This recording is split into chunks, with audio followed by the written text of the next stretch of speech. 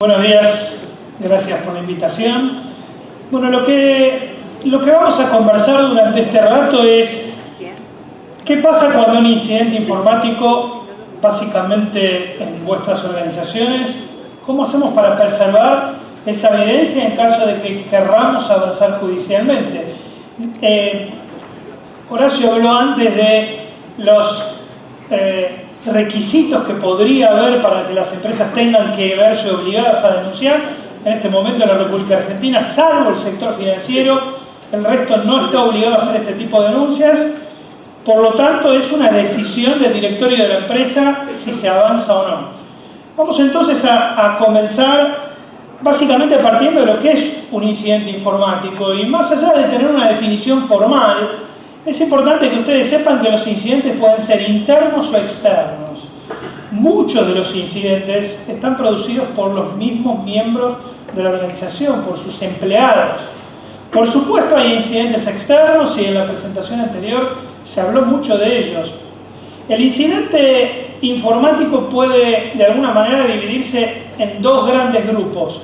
Aquel que utiliza la infraestructura informática de la empresa para cometer algún tipo de conducta reprochable. Podría o no ser un delito, pero por ejemplo, enviar correos electrónicos con información sensible de la empresa a la competencia, o acceder a determinados sitios desde el sistema informático, podría ser no un delito, simplemente una violación a las normas de cumplimiento interno de la compañía, y por supuesto pueden impactar sobre el funcionamiento del negocio.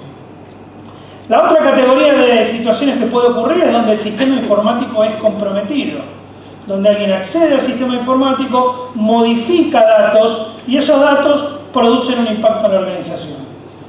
La magnitud del incidente puede ser variada, puede impedir la operación de la compañía, como mencionaba Horacio en algunos de los ejemplos anteriores, o simplemente puede estar latente en el sistema, alteración de datos o utilización del sistema que no impida el normal funcionamiento de sus organizaciones, pero sí le esté produciendo un daño a mediano o largo plazo. Generalmente ese tipo de situaciones son situaciones en las cuales el incumplimiento de normativa rápidamente se deriva en fraude corporativo, es decir, fraude que un empleado o un grupo de empleados hacen o bien destinando algún dinero de la compañía del sistema administrativo para su provecho, o bien robando información de la compañía para, por ejemplo, armar una compañía paralela para brindar el mismo tipo de servicios. Así que este es el nivel de incidentes que puede haber. Típicamente cuando existe un incidente informático detectable, porque como decíamos antes, esto es como una enfermedad, podemos tener síntomas o podemos enterarnos cuando ya es muy tarde y la situación ya es mucho más delicada. Pero normalmente la metodología a seguir es tratar de mitigar, o sea, restaurar la operatividad, esto básicamente vinculado a aquellos casos en los cuales se impide el funcionamiento de la compañía. Y si la compañía no puede operar por este tipo de incidente informático, bueno, ahí también hay una pérdida de dinero. Identificarlo, que muchas veces no hay demasiado interés en identificarlo, sino más bien en tapar ese agujero y tratar de restaurar la operatividad y eventualmente preservar la evidencia para el caso que se decida judicializar.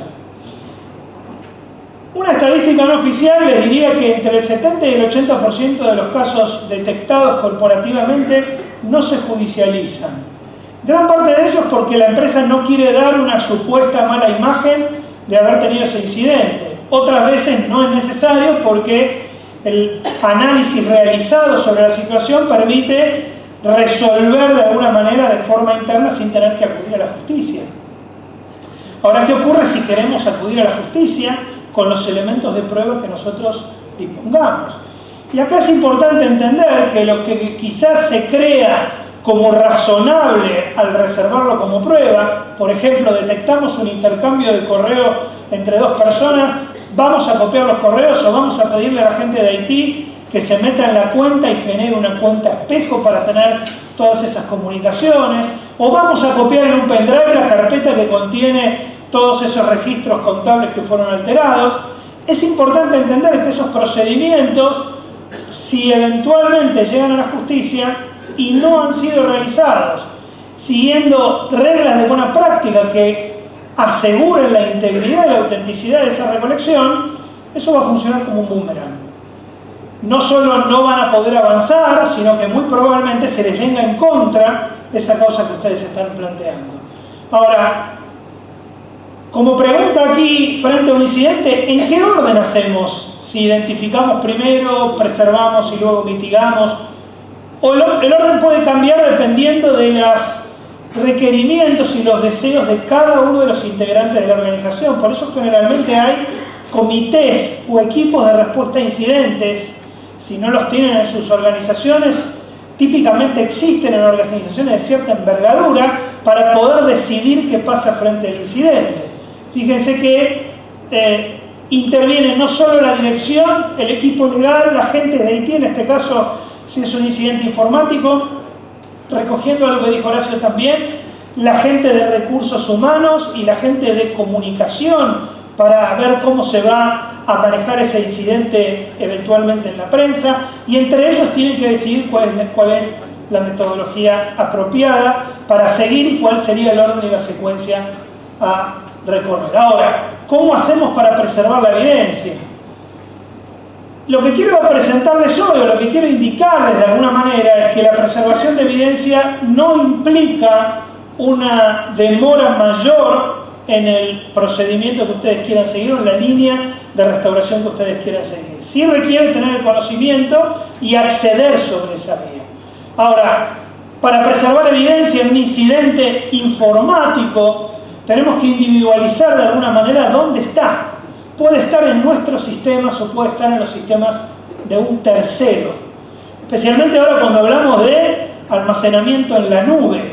La nube es una computadora en otro lugar y seguramente en muchos casos ese otro lugar es transnacional y, como explicaba Horacio Basolina en su presentación, requiere de mecanismos especiales para llegar a esa recolección. Pero a veces puede haber un incidente entre dos compañías o entre una parte y una compañía y los elementos de prueba se encuentran en el sistema de la parte contraria.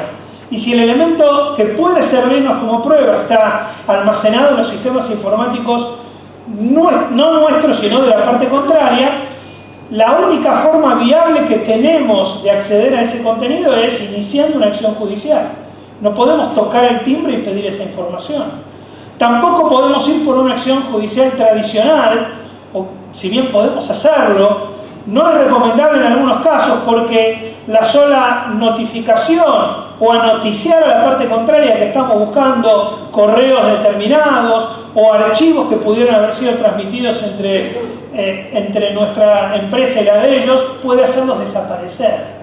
Una característica de la evidencia digital, la evidencia electrónica que se encuentra en cualquier dispositivo de almacenamiento, llámese las computadoras, los servidores de vuestros sistemas o cualquier dispositivo de almacenamiento de lo que conocemos como Internet de las Cosas, en nuestro vehículo, en los GPS, en el lavavajillas y en la tostadora, como dijo Horacio, toda esa evidencia digital, cuando se encuentra, digamos, en poder de un tercero y dada esa volatilidad incipiente que tiene la evidencia digital, requiere accederla mediante un procedimiento específico que es la prueba anticipada, solicitar una prueba anticipada para recolectar esa prueba sencillamente, no para analizarla, simplemente para tenerla. Lo que estamos aquí es, digamos, hablando de cómo obtenemos, resguardamos y almacenamos la prueba para utilizarla a futuro. Si es que queremos utilizarla a futuro, o la desestimaremos si se decide no avanzar en ese sentido, pero fundamentalmente mantener ese elemento para el caso que se decida avanzar. Y si la prueba está en poder nuestra, es decir, está en uno de nuestros servidores, en algún equipo de algún usuario de nuestra organización, hay que hacer un proceso de preconstitución de la prueba, preconstitución de evidencia digital, que significa recolectar ese elemento siguiendo reglas de buena práctica y de manera tal de que después tenga validez en estrados judiciales. Entonces, rápidamente vamos a clasificar para que ustedes tengan idea qué tipo de evidencia digital puede haber, qué es lo que hay en los sistemas informáticos. Y la evidencia digital puede venir en 3 sabores diferentes. La evidencia de almacenamiento, memoria de almacenamiento, es aquello que está en los discos duros, en discos ópticos, en discos electrónicos, en un pendrive, información persistente. Independientemente del tiempo que transcurra, esa información está y persiste almacenada en el dispositivo. Por supuesto, si hay actividad en el dispositivo, esa información puede cambiar. Pero la característica en principio es que es información masiva, donde lo que podemos obtener nosotros es información no solo al momento de la recolección, sino información anterior. Podemos individualizar actividad en ese dispositivo de almacenamiento desde el momento en que fue instalado, desde cuando fue formateado, instalado el sistema operativo, y puedo encontrar incluso información que el usuario haya eliminado. Ese sabor de evidencia digital, yo les diría hoy que es el 80% de la evidencia que se presenta. Es la más fácil de recolectar y es la más disponible de alguna manera. Si lo quisiéramos comparar o usar una metáfora para que se entienda bien, la evidencia de almacenamiento es la biblioteca, donde tenemos gran cantidad de información masiva que no usamos cotidianamente, pero que está allí. Quizás hay una carpeta con información que está hace 2 años. Bueno, lo mismo puede ocurrir con un archivo que está en la computadora hace 2 años. Luego está la memoria de procesamiento, que es la memoria RAM del equipo. Para aquellos que no son informáticos, es la memoria que se utiliza para procesar en el momento que se está trabajando. Usando la metáfora de la biblioteca, en este caso la memoria RAM sería nuestra memoria, donde nosotros, cuando tenemos que trabajar en un caso determinado, o cuando ustedes tienen que hacer una actividad específica en algún tópico, que quizás no es un tópico común, que quizás no es algo que utilizan cotidianamente, van a la biblioteca, agarran el libro que trata de ese tema y entonces ustedes en ese momento se empapan de ese tema y esa información está en la memoria de procesamiento. La memoria de procesamiento tiene información de las últimas actividades, actividades recientes, información adicional para el caso que haya cifrado, es decir, que el dispositivo esté encriptado y no se puede acceder si no se tiene la llave. Pero un punto importante de la evidencia de procesamiento de memoria RAM es que hay que tener la oportunidad de recolectarla, ya que la misma se desvanece cuando el equipo es apagado. Por lo tanto, solo puede recolectarse si al llegar a la escena del hecho o a la escena del incidente, el equipo está encendido. Y por último está el tráfico de red, que es toda aquella información que viaja a través de las conexiones de red. Ya sea de la red interna, de Internet, la red que tienen en sus organizaciones, o aquella que sale de Internet. Eso se puede capturar, se puede recolectar y se puede reproducir la actividad que se estaba haciendo desde el nodo que ustedes utilizaron como objetivo. Esto es lo más parecido que puede ser, desde el punto de vista judicial, a una medida de escucha telefónica, donde yo estoy capturando la información que viaja en el cable y yo puedo reproducir aquello que estabas descargando de internet, la película que estabas viendo, los correos que estabas intercambiando, pero eso requiere obviamente una captura en el momento. Se puede hacer obviamente a nivel de internet, pero se requiere la intervención / colaboración de los proveedores de internet, y también se puede hacer a nivel corporativo. Cuando digo se puede hacer, lo digo desde el punto de vista técnico. Desde el punto de vista legal hay que tener presente algunas de las cuestiones que mencionó Horacio al principio, que tienen que ver con el acceso no autorizado a un sistema informático. Y entonces ahí tendríamos que discutir si acceder al sistema informático de mi organización es un acceso autorizado o no. Podríamos después, si tienen alguna pregunta sobre esto, algo para intercambiar, podríamos discutir sobre si lo que está en el sistema informático es de la empresa. Claramente de la empresa, es un sistema corporativo. Ahora, el usuario individual, el empleado, tiene la posibilidad de acceder a ese sistema informático. ¿Puede usarlo para un uso personal? ¿Existe alguna expectativa de privacidad sobre ese uso? Y evidentemente sí, puede tener cosas personales de la misma manera que el empleado tiene un cajoncito con llave donde guarda el cepillo de dientes y sus cosas personales. Pero eso tiene que ser utilizado con una medida razonable. Eso no habilita a que el empleado pueda almacenar información ilegal o información de un negocio paralelo que tenga en los servicios de la organización, o utilizar el correo corporativo para intercambiar información de la organización. Por supuesto, ustedes me dirán, qué tonto es ese empleado si usa el correo corporativo. Sí, efectivamente, no todo el mundo usa correo corporativo y usa su correo particular, con lo cual ahí aparece otra problemática, pero ustedes se sorprenderían de la cantidad de gente que utiliza por comodidad, por simplicidad, por el hecho de que uno permanentemente está conectado al sistema, los recursos informáticos. Y ahí habrá que analizar si existe una política de uso aceptable del sistema informático.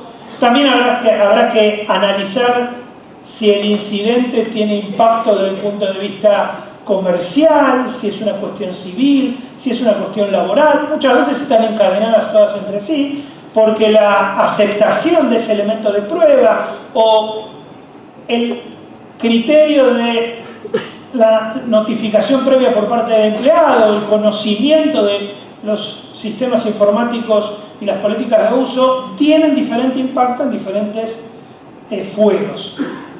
Bien, vamos a ver los aspectos legales del resguardo de la prueba. ¿Cómo resguardamos pruebas? Supongamos que tenemos un incidente, detectamos unos correos o detectamos en el equipo de algún usuario cierta actividad, o tenemos la sospecha que en determinados equipos pudo haber actividad relacionada con un ataque o al sistema informático o con la utilización del sistema informático para algún fin o ilegal o de incumplimiento de nuestra organización. Desde el punto de vista de la recolección de la evidencia digital, formalmente el requisito, digamos, de poder dar fe pública de un acto privado requiere de un escribano, un notario. Por supuesto, la recolección específica de evidencia digital tiene una característica, digamos, que el escribano no puede claramente identificar porque se trata de un proceso netamente técnico. Entonces, se requiere de un perito o de un profesional en informática con conocimiento para hacer este tipo de recolección.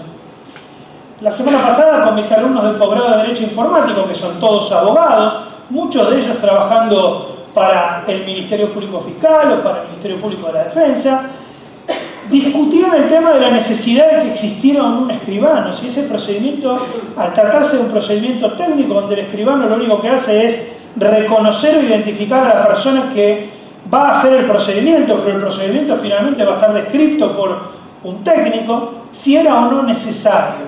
Bueno, obviamente es una discusión, típica discusión de abogados, que no es fácil llegar a una resolución y tenemos gente, digamos, de un lado y gente del otro, ¿no? Como, digamos, mi frase favorita de los abogados, y espero que no se ofendan porque seguro que hay abogados en la sala, donde hay dos abogados hay tres opiniones. Sí, el abogado principal, el fiscal ahí, me está fiscalizando. Entonces, no había una opinión muy concreta respecto del tema, y la realidad es que si se hace recolección de prueba y no hay un escribano, por supuesto se puede presentar también, y se puede intentar. Claro, habrá que hacer un esfuerzo mayor, y en ese esfuerzo mayor también va a depender del interlocutor, quién sea el juez o el fiscal. No es lo mismo hacer una denuncia al Ministerio Público Fiscal y verlo al doctor Horacio que ir a una fiscalía cualquiera donde no entienden de evidencia digital. Y por supuesto entrar en un tema mucho más subjetivo, que es la disponibilidad y las ganas que tiene el funcionario público, porque esto puede pasar en una comisaría también, donde uno va a ir y va a decir, me hackearon una cuenta de correo en la comisaría de la otra cuadra de casa, probablemente ni entienda ni le interese. Entonces, entramos en juego con todos estos dispositivos. Ahora, hoy por hoy, si quieren blindarlo de alguna manera o darle un manto de legalidad a ese proceso de recolección, lo mejor es que haya un escribano, alguien de la empresa obviamente que tiene el poder para hacerlo, y entonces se realiza el acta notarial. ¿Cuáles son los aspectos técnicos que hay que tener en cuenta al recolectar evidencia? Primero, hay que acceder a la evidencia necesaria, hay que saber dónde está identificada, dónde está. Muchas veces se cree que está en un lugar y está en otro, especialmente en las grandes organizaciones donde hay servidores. Yo he tenido un caso donde, por ejemplo, se estaba investigando la emisión de unos comprobantes administrativos fraudulentos que se emitían por duplicado, se emitían desde una computadora específica y la computadora tenía la impresora colgada directamente y desde allí se emitían esos comprobantes. Sin embargo, la administración de esa empresa, de esa impresora, se realizaba desde una computadora totalmente diferente.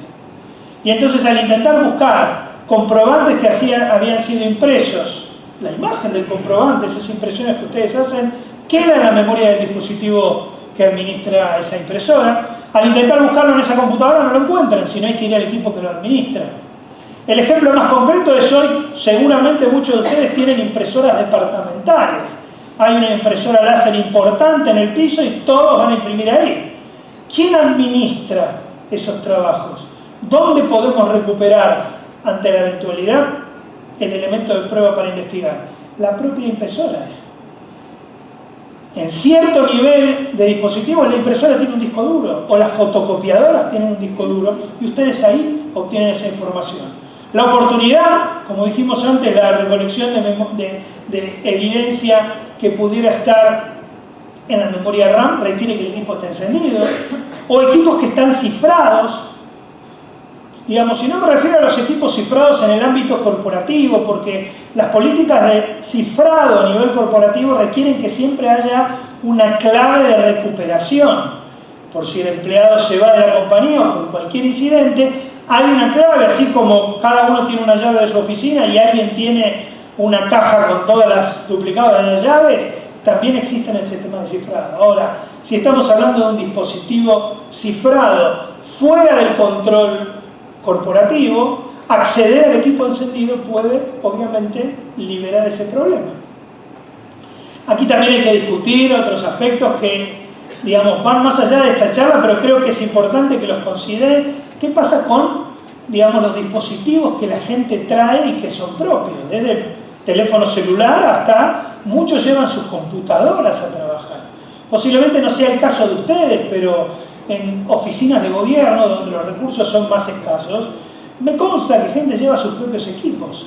Y este concepto de llevar tu propio equipo e interconectarlo a la red, digamos, interna, más allá de todas las cuestiones de seguridad que esto implica, si el equipo está preparado, si el equipo no es un punto vulnerable adicional que no tengo bajo control, porque la gente de seguridad informática puede tener el control de toda la estructura, pero no de ese equipo que trajeron. Y por supuesto después pensar si queremos recolectar y acceder a ese equipo, ¿cómo? Si tenemos la autoridad para hacerlo. Entonces, muchas veces hablamos de registrar no solo actividad, sino en el caso de los sistemas corporativos, muchos de los sistemas informáticos tienen pistas de auditoría. ¿Qué quiere decir? Permiten a los usuarios hacer cualquier cosa, por supuesto las que están autorizados a hacer, pero hay una pista de auditoría que registra que el usuario autorizado hizo eso. Y esto permite después investigar un incidente a través de registros que el sistema informático y un montón de otras aplicaciones dejan. Son los famosos logs. Entonces, esos logs pueden recolectar una cantidad de información y muchas veces son parametrizables. Esos parámetros de qué cosas quiero recolectar de mi sistema que está haciendo auditoría tiene que ser definido con anticipación al incidente. Por eso, para que tenga más fuerza el elemento de prueba, lo que ustedes estén recolectando tiene que estar dentro del registro y de la operación normal de sus instituciones, de sus empresas. No el día que tuvimos un incidente, ahora vamos a habilitar al log para que me registre la IP externa porque antes no lo hacía. Eso le da una debilidad importante a ese elemento de prueba. Bien, desde el punto de vista técnico, y solo por mencionarlo, lo que se hace cuando se recolectan medios de almacenamiento, se hacen lo que se llaman copias forenses o imágenes forenses. Es una copia bit a bit con una función de autenticación. Se copia el medio completo, el disco de la persona que se quiere investigar, de manera tal que uno tiene acceso a todo lo que está visible, lo que se borró, incluso puede haber información eliminada de mucho tiempo atrás, dependiendo del tamaño del disco, el sistema operativo y la forma de trabajo del usuario. Y por supuesto documentar todo el procedimiento, porque desde el punto de vista legal, en el procedimiento legal, se utiliza el concepto de la cadena de custodia, que es la auditoría de esa evidencia durante todo el proceso. Saber quién la tuvo, qué cosas hizo, dónde la almacenó, a quién se la entregó posteriormente, y si ustedes van a preconstituir prueba, ese es el primer eslabón de la cadena de custodia. El acta que suscriba el notario con los reportes de las imágenes forenses y del material que haya sido recolectado va a ser el elemento inicial. Conclusiones, bastante bien, estoy viendo la pantalla roja de que se acabó el tiempo.